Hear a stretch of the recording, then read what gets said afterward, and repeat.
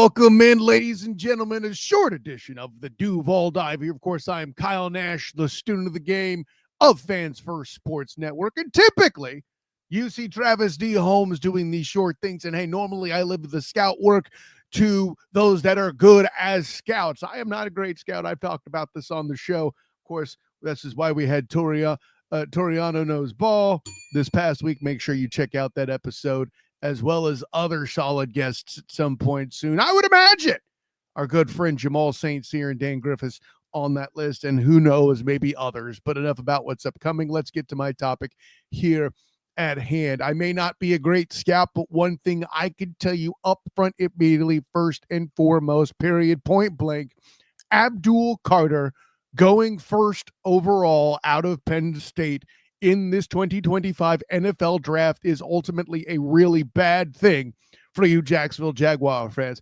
But care, why do I care about that? That's 4 picks away what I'm trying to do. I get that, and I'll explain it here. Here's the thing, guys. At the end of the day, most of you Duuval out there are Travis Hunters. You want Travis Hunter to join the squad just because it's a fun thing, and he could actually bolster this squad in more than one place in kind of a variety pack fashion. Travis and I have talked about this in past pods. But the chances for that dramatically drop should he go number one, or rather, should Carter go number one overall to the Tennessee Titans there in the AFC South. And the reason for that is you need 2 quarterbacks to come off the board to basically maximize the Jacksonville Jaguars getting a quality pick at number 5 that can immediately make an impact. And I don't just mean in this case, one, Travis Hunter. I mean also Mason Graham from Michigan, as well as Will Campbell from LSU. Any of those 3 players can do one of 2 things immediately with just that pick at number 5, right? It'll either work to take points off of the board for opponents to by stopping the run or bolstering other needs in the case of Travis Hunter at corner, right? Or it will protect Trevor and keep the ball in his hands longer, right? Another option to throw to with Hunter, and of course Will Campbell adding in for some protection. Who knows? Maybe they kick Walker Little to the guard position should they draft Campbell. Of course, free agency still has yet to happen. As I say that, there's a lot of questions left to be answered. All this could be altered in the upcoming pieces. But the moment Abdul Carter is first off the board, who's going to get the 2 quarterbacks then? And I know the smart money is that the Giants will draft the quarterback, but what if they opt for Sam Darnold? What if the Browns take advantage and get a quarterback? Get them somebody in the room that they can develop and maybe go to at low cost so they can start their future up. What if they, go that direction? That's perfectly there, and that's something that keeps hope. But should the Browns decide to wait till next year for a better quarterback class? Should the Giants opt to go after a Sam Darnold or something like that in free agency? If that scenario exists where you have 4 picks ahead of the Jags that aren't quarterbacks, right? Or at least 1, I should say 3 picks ahead of the Jags that aren't quarterbacks, and Hunter, Campbell, or Graham are off the board along with Carter, that has the Jags going probably to corner or receiver where they can upgrade, but they can't just do it with that 1 pick. They may be able to do some things in the aggregate, maybe get some high-value guys later in the draft, but they won't get that immediate Pro Bowl caliber potential guy overall that might make it a defensive or even an offensive, in Campbell's case, right, impact as a starter on the squad immediately. There's that. The next piece is this. If Abdul Carter's drafted first overall, he can't be a Jaguar. But why is that important? Great question, guys. We know 18.5 sacks between Josh Hines-Allen and Trayvon Walker. Walker with 10.5 himself. But I think the reason why Abdul Carter would be a good addition if somehow he falls to 5, which doesn't seem like will happen, but should it do so, I mean, that was Mel Kiper's first mock overall. I wrote about this on Fans First Sports Network, that Abdul Carter falling there not only bolsters a pass rush, which is good, but not necessarily deep.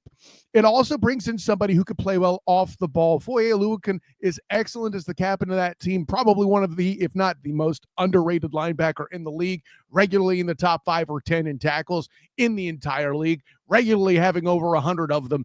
Goodness knows how much longer his body will hold up with all those tackles and all that excellent play at such a tough position.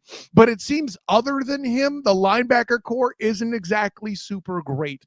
The Jags have missed on some picks at that position. Getting a Carter in the building who's comped to the Dallas Cowboys' Micah Parsons on the regular is a good thing, and not just to rush the quarterback. He's also a good off-the-ball defender as well. Maybe he can help slip in and into the wash and stop the run a bit better. I know defensive tackle is a concern. I've talked about that plenty on the pod. But yeah, the next reason, of course, is they will not be able to score Abdul Carter themselves if the Titans pick him. But of course, third and maybe even the most dangerous thing of all, should Abdul Carter go first overall, that means he's there in the AFC South with the Tennessee Titans. And listen, if you don't believe my word that would be problematic, take the word of Tennessee Titans defensive tackle Jeffrey Simmons, a guy who's regularly been blowing the hell up in the middle of the Jags offensive interior line and making real noise, stopping the run on a regular basis. He'll only get the opportunity to do more of that if Carter's in the building. Moreover, we already have Trevor Lawrence in 7 of the past 8 games not playing because he's injured. Another threat against a team you have to play twice a year is not a great thing, especially when they're familiar with you, especially where they know where you're weak, especially where they could draw something up to where he could get in and really get in Trevor's face, not only disrupting the pass game, but putting a guy who has been injured the past 2 seasons in the position to miss more time for the Jags and hamper his development with a front office and coaching staff that's all new. I mean, Liam Cohen himself, the recent new coach hire, is a guy that is just getting experience at the position.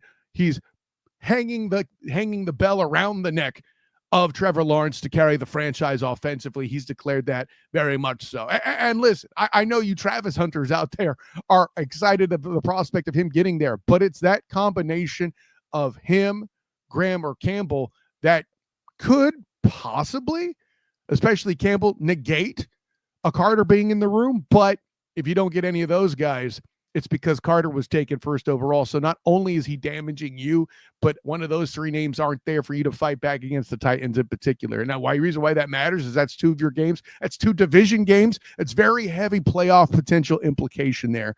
Not that I'm saying the Jags are a playoff-worthy team in the coming season, but if you want to get there, making sure you get one of those guys that I mentioned earlier is important, and Abdul Carter off the board first is important for that. So tell me what you think. Hit up the comments. Do the thing on Twitter at the SOTG. Of course, at the Duval Dive on Twitter itself. At Travis D. Holmes for my cohort, Travis D. Holmes on Twitter and the socials as well. Check out the corresponding article with this where I point this out and these factors and others out on Fans for Sports Network. And of course, throw shouts to Travis D. Holmes up Big Cat Country, the SB Nation site there as well. And many thanks, of course, to Fans for Sports Network for powering this podcast, which you can check out on Apple, Spotify, all that stuff. And by the way, like and subscribe to the Duval Dive YouTube channel. We've been expanding mightily. We'd love to have you under our influence, so to speak, part of the group. And as Travis always says, make sure you can get it